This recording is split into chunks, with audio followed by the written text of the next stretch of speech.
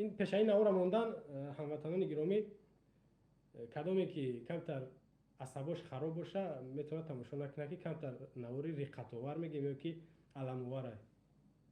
همیشه وقتی که پیشوای ملت میفروید احمد شوی مسعود میگه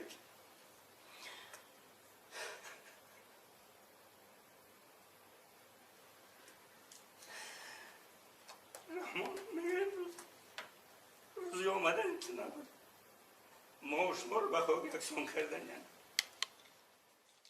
آسان. خب یک بار با فیلم که کفایت دیگه پفتور نمونمش تکرارم.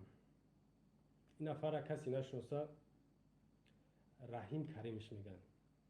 رحیم کریم دیگه ساکن کجا بودنش مهم نیست. یکی از استادها معلم‌ها در دانشکده اسلامی است. میگن که از زن غرب بیروید زن که استادش غر است. هم خیلی چاپلوس به دنیا نمیاد. مثال بگیم که فرزند همین شاید چاپلوس باشه. هیچ وقت قهرمان نمیاد.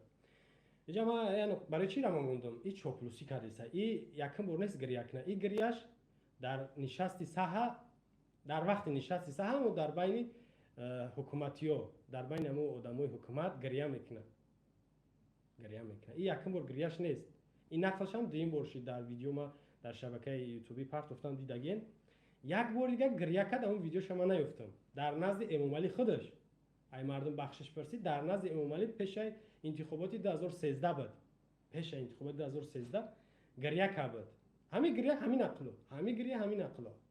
یعنی که امریکا گالیوود داره، هندوستان بالیوود داره که برعکس خیلی همیو. در تاجیکستان تا تالیوود تشکیل کنیم تالیوود. همیرا راهبر رئیسش مونه. نگاه کنین گریه داره. گریه خود از شما نریخت. اینا من نمیدونم قضا گریه بگم، شیطان گریه بگم. ای در مورد چش همین گریه کردگی نیست. اینا میرا من ندیدم. من باور دارم که در مورد چش گریه کردگی نیست. از امیرا برین طلبه و دانشجو در تای دستش میخونه. برین پرسین که برای پیامبر کو گریه که مو کامیرات کنه. کو گریه که میتونه نمیتونه گریه کنه. برای چی گریه کنه؟ اما در اینجا برای چی گریه کرد؟ در باری احمد شوی مسعود بود که فهمید که رحمان امروز روزی اومدن ایت نبود. یا که در باری امام علی بود؟ نه در باری اوش بود نه در باری ایش. این خودش یک کماندیر یا که یک قماندان بود. در سالهای 90 92 95 با این گپ زدن نمیشید. یک آدم کشی تیار بود. ولی امروز میگم من توبه کنم مردم ای مردم بخشش پرسید. ترا کی بخشید؟ این خیلی اکتیورا یک تگه گودک خطرناک هم پیدا شد سال 2020 ماه ینور. او را مانند همین گریه کرد در پیش امام علی. یاد داشته باشین من نامش فراموش کردم. از یک مکتب دیدن میکنه همین امام علی.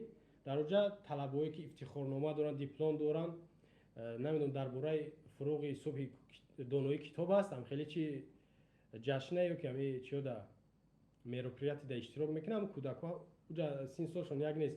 همه ششتگی مخصوص امام علی که جو میدونه همه کودک پرسپاس میکنه. چی میخوری؟ چیکار میکنی؟ چی شیدن میخوای؟ بعد میگه دکتر رو گریه میکنه. میگه برای چی؟ چی با گریه میکنی؟ بخچه تری امام علی پخچم اکتیوره. چی با گریه میکنی؟ میگه بیمارم. در حال بعد فریاد میکنه کلی بی‌تابی دیگه که ایرا تحت نظارت خودت به پول توبت میکنی. اما یک هفته بعد دکتر گفتن هیچ بیمار نیستی کودک.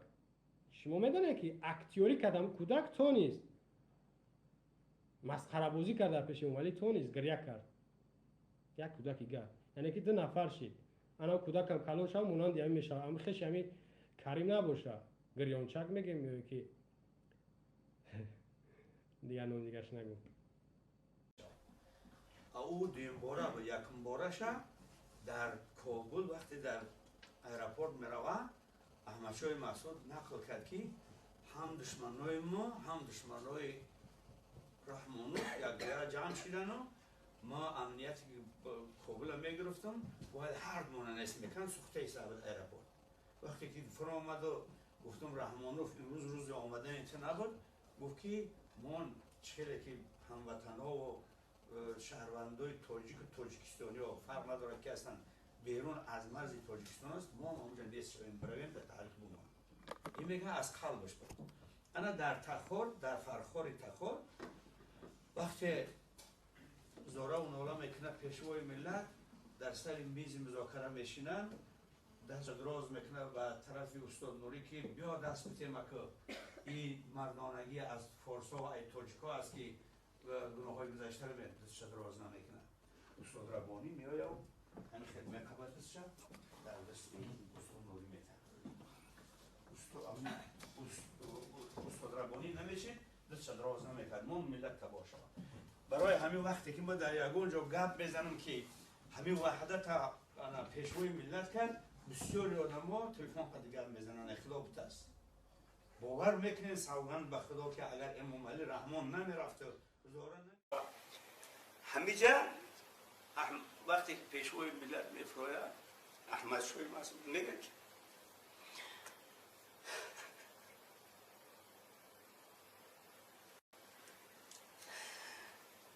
رحمان میگه روزی آمدن که نبود ما و شما رو به خواب یکسان کردن. آسان همیجا وقتی پیشوی ملت میفروید احمد شوی مسعود میگه که